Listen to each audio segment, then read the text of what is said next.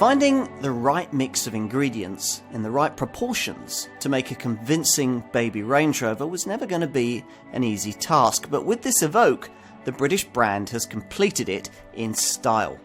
This is more than a fashion statement too, thanks to Freelander underpinnings and tough Land Rover know-how forged in the world's toughest environments. With low running costs, cutting-edge design and on-road driving dynamics previously unknown in the SUV sector, this car is a sensation, and deservedly so. It's getting on for half a century since all-wheel driving was revolutionised by the Range Rover, a model now a class apart in the luxury 4x4 sector. But what would that car look like reinvented in smaller form for very different millennial times, an age in which frugality and fashion are as important as toughness and traction? Something like this, I think, the Range Rover Evoque. Here's a watershed moment for the Land Rover brand, every bit as important, not only as the arrival of the original Range Rover in 1970, but the Discovery in 1989 and the Freelander in 1997. To survive, the marque must reach new customers by radically changing brand perceptions that go all the way back to the 40s, when company founder Maurice Wilks first sketched the original model in the sand at Red Wharf Bay in Anglesey. He would have relished the challenge presented by the concept behind this car. Luxurious room for four in a shape shorter than a Ford Focus, handling to rival a classy sports coupe, and frugality to match that of a 1.2 litre Fiat 500 city car, all to be delivered with class-leading off-road expertise, in a car right for its times. Quite a build-up. Quite a car? Let's find out. Now, you normally know pretty much what you're going to get at the wheel of a Land Rover product. Not here, you don't. The rakish roofline suggests that you'll be driving a low-slung coupe, in contrast to the way that the high waistline and the huge wheels promise the commanding driving position of a tough 4x4. In the event, you get behind the wheel and find that it's a combination of the two, with the seat set high and the driving position angled and purposeful. If the same mix of SUV and sports car has been achieved out on the road, then this will be a groundbreaking car.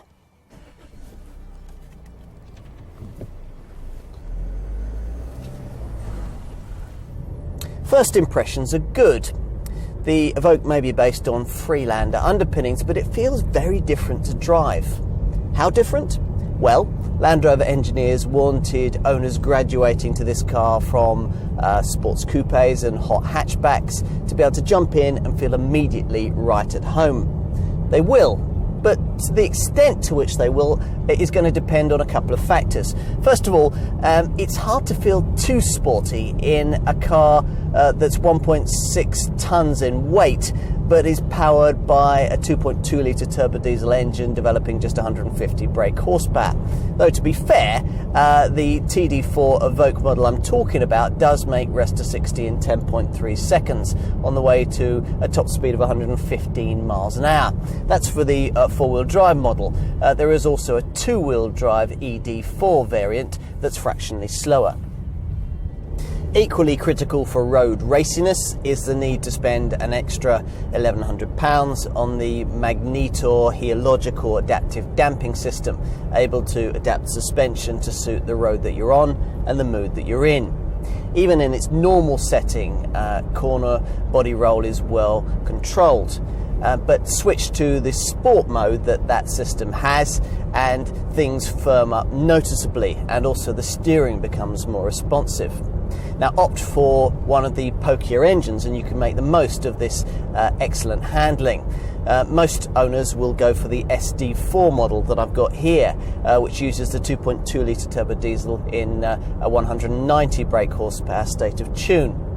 But if you're feeling really brave and don't really care about your tax banding, you can opt for the petrol variant, the SI4, which borrows the 240 brake horsepower 2-litre EcoBoost turbocharged engine you'll find in a Ford Focus ST. And it's enough, if you're quick with the steering wheel mounted paddles, to fire this Evoque from rest to 60 in a fraction over 7 seconds. If you go for the ST4, you've got a choice of manual or automatic transmission, whereas the SI4 is auto only. Use all of that performance, and yes, on a twisting country road driving at the limit, there are differences between this car and a really good sports coupe or hot hatch. But the surprise here is in how marginal those differences are and how little you notice them in usual day-to-day motoring. In contrast, the benefits of this Range Rover over other trendy alternatives like an Audi TT, a Polestar Mini or a racier Volkswagen Scirocco, the benefits this Range Rover offers over those kinds of cars in style and space, well, those are things that you'll notice every day. And of course, cars like these that are merely sporting will have no chance of getting you off the beaten track. Can an Evoque do that? Well, fears that this car might prioritise style over substance vanish the first time you hit the dirt. Of course, because it lacks the ground clearance and air suspension of larger Range Rovers, there are limitations. But you'd have to be doing something quite extreme to find them, thanks to the fitment of Land Rover's much admired terrain response system. You simply set the control behind the gear selector to suit the ground that you're on. There are 3 modes: grass, gravel or snow, mud ruts or sand, and then you let the car do the rest. As a result, there's almost nothing a Freelander could do that would defeat this Evoque. So it'll take 4-foot high water or 45 degree slopes in its stride. Consequently, it's as far ahead of compact 4x4 premium rivals like BMW's X3 or Audi's Q5 off-road as it is ahead of them on tarmac. Not that you'll ever see one of these off-road. Spattering all that glamorous panel work with mud looks rather incongruous, which is why I couldn't wait to do it. Not many cars make it from concept motor show prototype to production reality without being significantly watered down, but this is one of them. We first saw what was then called the LRX back in 2008, and it's as arresting to look at now as it was back then. You know at a glance that it's a Land Rover, though to begin with, it's hard to pin down exactly why. Here's the kind of fantasy distortion you might see in a kid's comic. All big wheels, bloated wheel arches and impossibly shallow side window work. Boxiness is banished, as is the kind of bluff front end that gives the conventional Range Rover the aerodynamic efficiency of your average garden shed. Under the skin, around 30% of the components are shared with Land Rover's Freelander, a car that's about 100 kilograms heavier, partly because it's slightly longer. At just 4.35 metres in length, this Evoque is intentionally compact. It's only slightly longer than a Volkswagen Golf. But it's a shape that just works wherever, on paper, in the showroom, on the King's Road. Where it can't possibly work, you think before opening the door, is on the inside. With such a narrow glass house, claustrophobia must surely reign across the cabin. And how will you reverse the thing, peering back through that letterbox-sized rear window? And what will roundabouts be like with those huge front door mirrors obscuring front three-quarter vision? All very good questions, for which, as it turns out, Jerry McGovern and his design team have styled some surprisingly effective answers. Sitting here at the wheel, it isn't that your fears are groundless. You do, after all, really need the standard reverse parking sensors. The high flanks do make it difficult to get into a tight spot. The large mirrors do slightly impede your vision at junctions, but none of it's enough to really affect day-to-day usability. You work around it because you want to, because going back to boxiness after owning one of these would be almost unthinkable. Even at the rear, the space is surprising, not only given the rakish roofline, but the fact that this car is shorter than a Ford Focus. True, in this 3-door coupe model, the back seats are a bit difficult to get at, and once you're there, headroom is at something of a premium. But it's still a different world from the kind of cramped sports coupe or GTI hot hatch that many customers will be graduating from. And if you are going to be religiously using these back seats, then you've got a perfect excuse to save yourself £1,000 and buy the 5-door model that sits 30mm taller than this one. Now, if you do that, then 2 adults will be comfortable back here on all but the longest journeys, especially if you specified this full-length panoramic glass roof. But not, as you'd expect, as comfortable as those up front. If this is indeed an SUV, then it's the most car-like one yet devised in terms of driving position. No one will struggle to get comfortable here, and all will be impressed by the quality of the fixtures and fittings that surround them, which is just as well at the high prices being asked. Classy switches and dials from pricier Range Rover models are surveyed from beautifully upholstered sports seats. Top models use no less than 10 square metres of leather to trim the cabin, and there are lovely design touches, like the way the rotary gear selector on automatic models rises into your palm at startup, or the Volvo-style empty space behind the rising centre console. Most importantly, it all appears to have been really well screwed together by the Merseyside factory, where this car is built alongside its Freelander stablemate. As for luggage room, well, it's a pity that the styling wouldn't permit the fitment of that classic signature Range Rover feature, the 2-piece tailgate. But lift this composite rear door, it's a composite plastic arrangement, and you'll find 550 litres of space available. And there's some extra luggage room for valuables beneath. You get 575 litres if you go for the 5-door model. Now, that's more space than you might expect these compact dimensions to be able to deliver. But it's a pity that it's been achieved at the expense of providing a proper full-sized rear wheel. If you want more room, you can of course push forward the split folding 60/40 rear seats and free up 1,350 litres in this coupe model, or 1,445 litres if you've gone for the 5-door. Though in theory it's possible to buy an Evoque for under £30,000, in practice almost nobody ever will. This, after all, isn't the kind of car you buy with one eye on the bottom line. It's the kind of machine you purchase to reward yourself, and as such you'll want this Range Rover to be bespoke, which of course will entail a possibly pricey foray into the options list. As such, most Evoque models will probably end up being sold somewhere in the £35,000 to £45,000 bracket. Budget an extra £800 if you're buying at the bottom of the range and you want to graduate from 2 to 4-wheel drive. And you'll need an extra £1,000 if you want to go from the 150 brake horsepower diesel to the 190 brake horsepower SD4 model that I've got here.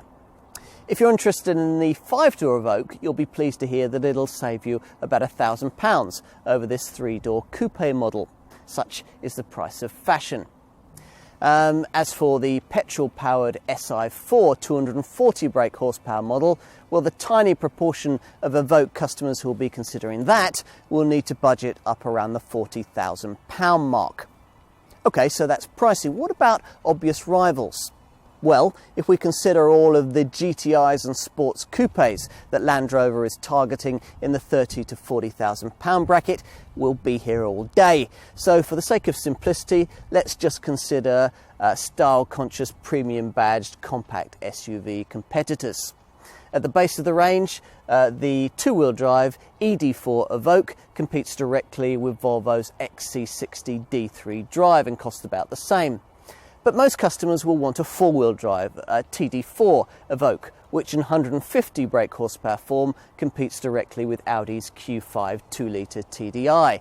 143 PS, the Audi costs around the same too. Graduate to the 190 brake horsepower TD4 Evoque and your choice of competitors is rather wider. Again, there's an Audi Q5, this time in 2-litre TDI 170 PS form that costs around the same. But you'll need to budget around £1,000 more if you want a BMW X3 2-litre D or a Volvo XC60 D5. Ultimately though, perhaps the most telling statistic is the fact that you won't actually have to pay that much more to graduate from a Land Rover Freelander into this car. In fact, if you're looking at the 190 brake horsepower diesel, then the cost between the two cars is no more than around £1,500 more to get yourself into an Evoque, all of which means that if you like this car and you can afford it, then you'll probably buy one. Now, whichever Evoque coupe or 5-door model you choose, 2-wheel drive or 4-wheel drive, 150 brake horsepower TD4 diesel or 190 brake horsepower SD4 diesel, or even the 240 brake horsepower SI4 turbo petrol model, whichever of those you choose, you should find your car to be decently equipped with things like power windows and mirrors, climate control, even heated seats and rear parking sensors.